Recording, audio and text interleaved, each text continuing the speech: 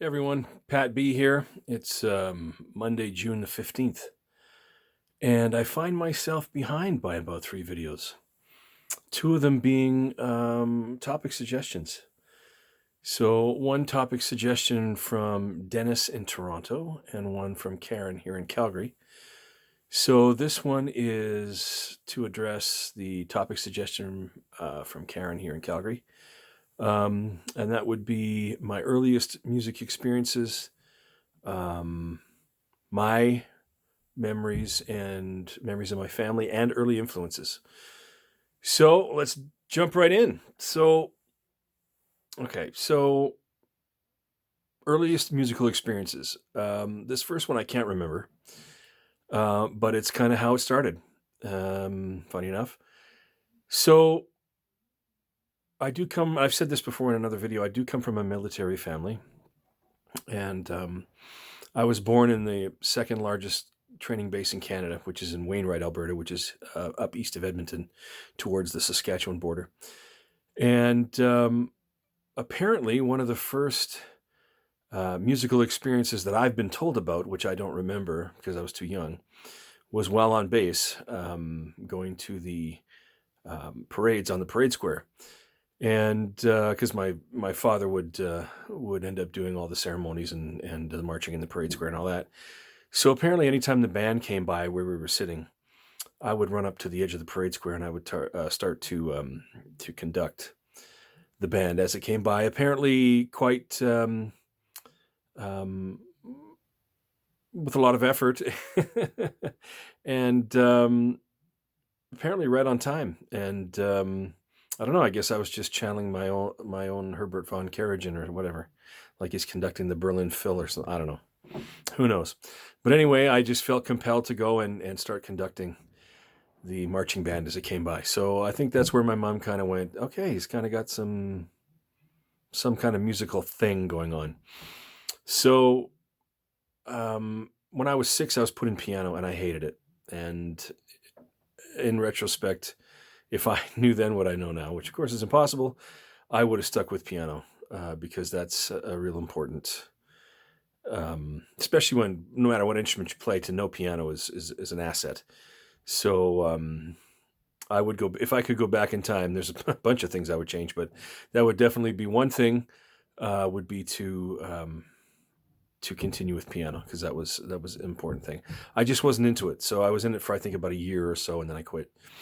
What I did do not long after that, though, was to join the Mount Royal Boys Choir, which became the Calgary Boys Choir, and I was in that for 2 years, which would have been 1974, 75, I believe that was. So I would have been 7 and 8 when I did that. I remember we did our major production that we did one of the years anyway was Oliver Twist. I remember that. I can't remember what character I played or anything, but that was quite the undertaking as well, if I recall. It's sketchy, but I do remember it. And so and I just I always took to music from then on, and I didn't really do anything more um, with music really until like grade 6. We took recorders, whatever. Um, in grade 6, though, um, at my elementary school, the band director from my junior high, which was Bishop Pinkham Junior High here in Calgary, and his name was Mike Sakich, who unfortunately just passed away recently, probably the last few months ago, and within the last 6 months or so due to cancer. And he was my grade 7 band teacher, so he brought his grade 9 band over to my elementary school. And as soon as I started to hear them play, I thought, yeah, I got to do this. I have to be involved in this. There's just no question. So after we were done, he said, anybody who's interested in attending band, come up and see me. And he handed out a bunch of sheets that you could pick 3 instruments, put your name on it and all that. You can pick 3 instruments potentially that you might want to play. And I know that in this order, I don't know how I came up with these, but it was saxophone, trumpet, and drums. And I remember him asking me, so what kind of saxophone do you want to play? And I said, I don't know, a big one. Yeah, there you go. That goes to show just how much I knew about it at the time. Why I chose trumpet and drums as well, I have no idea. But and why I chose saxophone, actually, I have no idea. I think that by that time I was getting interested in the sound. I know that my uncle, my mom's brother, played in a band, played alto sax in a band, doing a lot of the old um waltzes and songs like they did rock and roll. Just to give you an example, songs like Rock and Robin, Tennessee Waltz, Red Sails in the Sunset, Hello Dolly, those that vintage. So that might have had something to do with it as well. That I had a relative that already played. I'm not 100% sure of that though. But anyway, saxophone was on my radar for some reason, and I think that I was listening to a lot of radio, and I'm the youngest of four, so my two oldest siblings had a lot of recordings of bands that did have horns. And around that time, we're talking mid to late 70s now, there were a lot of bands on the radio that I heard that had horn sections. So my siblings were listening to Chicago and Lighthouse and um, groups like that. And you'd hear Casey and the Sunshine Band or Kool and the Gang. They all had horns, you know, um, things like that. Back then, there was a lot of horns, bands with horns and stuff. And there were no synths. So there were no fake horns being played or anything like that. And you'd hear, saxophone solos and horn solos on the radio and on recordings and stuff like that. So I think ultimately that's probably what it was. And anyway, so I chose saxophone when I got to grade seven. I entered grade seven in September of 1979, and Mike Sakich gave me a clarinet, and because there were no other saxes to give out, so I was kind of bummed. So my parents went out to a place here in town called Arcade Music, which was owned by a legendary local trumpet player here by the name of Al Muirhead. So my parents rented an alto for me from his store, Arcade Music, and I played alto in the concert bands and stuff. And I did that for grade seven and grade eight. Grade eight, Mike Sakich left at the end of grade seven. Grade eight, we had another teacher in. Didn't go well. So grade nine came around, and I was just kind of laying low. And my teacher that came in, his name was Dennis Orr. He kind of lit the fire in my belly to really get into things. He was very much like stage band or jazz band as well, so as well as concert band. And that year was full of really good musical experiences for me. So I played alto in grade nine, and also in the concert band, and also Barry in the jazz band. And he would do things like I remember distinctly, and this was a wonderful piece of music. It was called Parade of the Tall Ships, written by Jay Chataway, who used to be on Maynard Ferguson's band and also did some of the music for one of the Star Trek series. Anyway, he wrote this. He wrote this thing called Parade of the Tall Ships. We didn't have enough French horns in the band. We had one. So he said to me, he gave me a French horn part, and he said, I want you to think about this, transpose this up a whole step, because French horn's an F and alto sax is an E flat. So I just want you to read this like you're reading up a whole step. And me, total blissful ignorance, went, yeah, okay, sure, whatever. Give it to me. I'll do it. And I ended up just starting to read it that way, kept thinking to myself, oh yeah, that has to be up a whole step. So, because he wanted to get more French horn sound, and alto sax is somewhat close to French horn. So he ended up having me do that. And here I am in grade nine and thinking that, oh, okay, what's the big deal? Anyway, this is before you get all these hangups about, that's not easy to do and all that kind of stuff. But he had the faith in me to do stuff like that, to challenge me in that way. So that really was good for me for when I got to high school. And I started playing Barry sax that year, and I played Barry sax at some point every year from grade nine up and, well, I still do, but all through university and into professional. All my tours I did in the States were all Barry sax and so on and so forth. So those are some of the main memories that I have of my musical experiences. As far as my family, um, everybody did something. My dad played drums in that band that my uncle played alto sax in. My mom played piano and sometimes subbed in that band as well. They were called the Good Timers. And my oldest brother played tuba. My sister sang. These were in school and all that. My brother, who's about 2.5 years older than me, did play trombone at one time and also drums. So we all did something. My grandfather played piano, my grandmother played piano and sang. So there was always something musically based going on. I mean, nobody was crazy enough to go on and do it as a full-time thing, but except for me. But yeah, it was around a lot, and we were always involved in something, you know, at some point. So my oldest two siblings went through the Catholic school system here in Calgary, and I would have done the same thing and I mentioned this in another video, had the band programs been stronger um, than or as strong as the public board schools were at that time. So I went through public schools through elementary, junior high, and high school because the music programs in junior high and high school were stronger in the Calgary Board of Education than they were in the Calgary Catholic system. So that's even though I went to Bishop Pinkham, he was an Anglican bishop. He wasn't a Catholic bishop. So you'd think that would be a Catholic school, but it wasn't. So yeah, so that's how that went for me. And like I say, my family, everybody did something at some point. So recreationally more than anything else. My dad and my mom did actual paid gigs with that group, the Good Timers. Some of the seniors' places, and they were booked for many New Years and stuff like that. So gigs out of town, the whole bit. So that was a thing. And actually, my first few professional paid gigs in high school was subbing for my uncle at some of the Legions here in town and other venues, things like that. So getting to read those old tunes and then making a little bit of side money. So that was the first experience with actual paid gigs for me.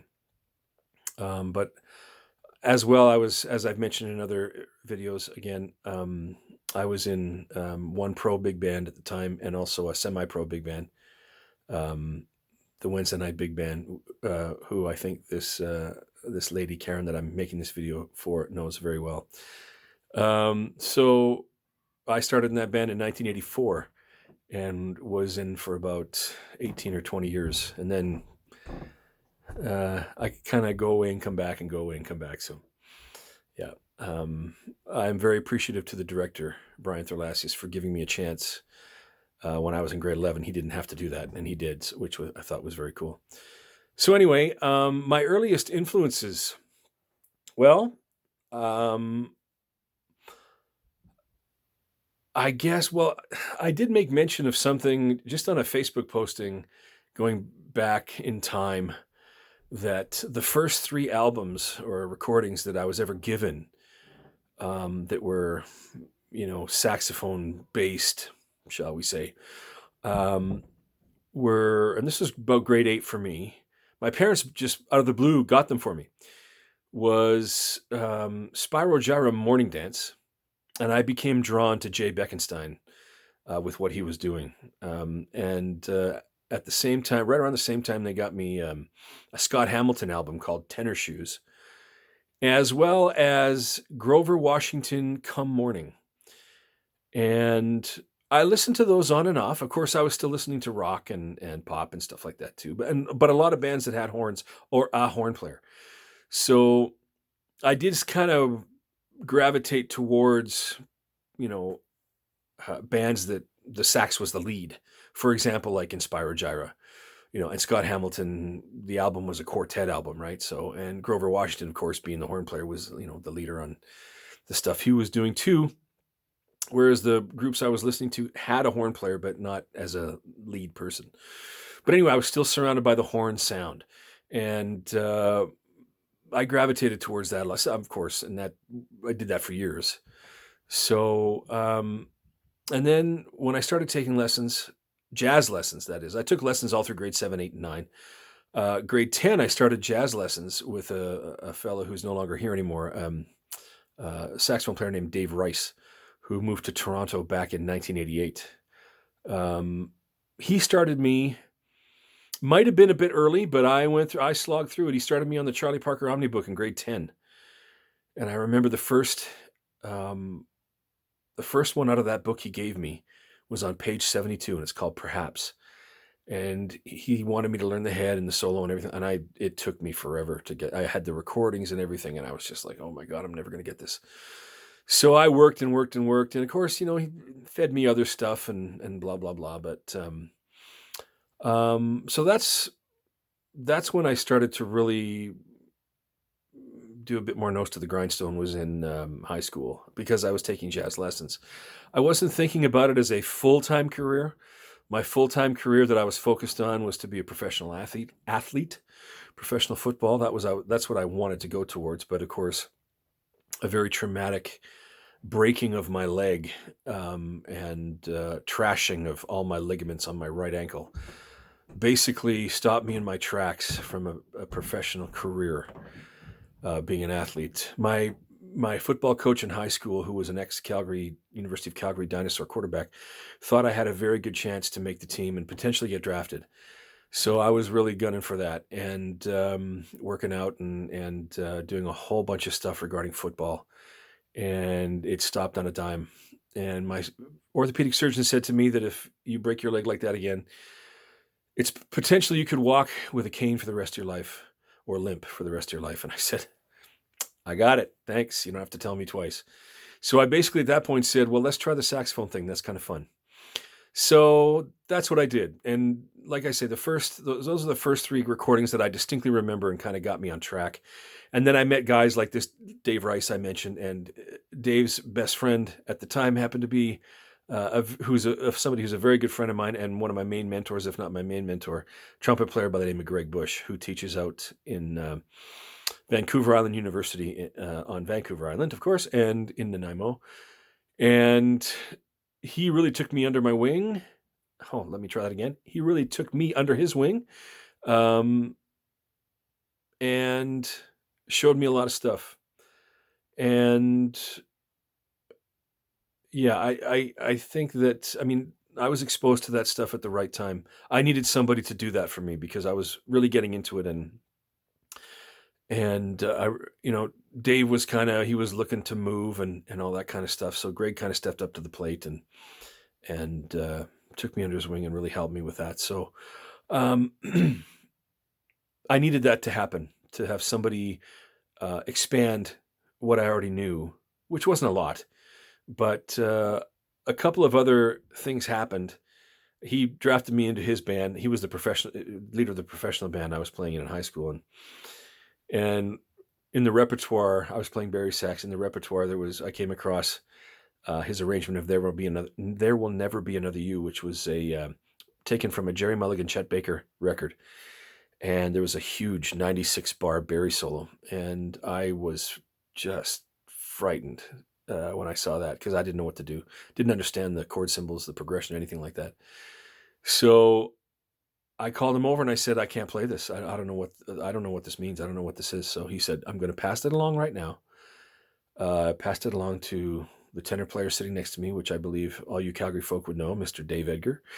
And he said, but you're going to learn this and you're going to play it. I said, fine, but I need your help. I need to know what all this means.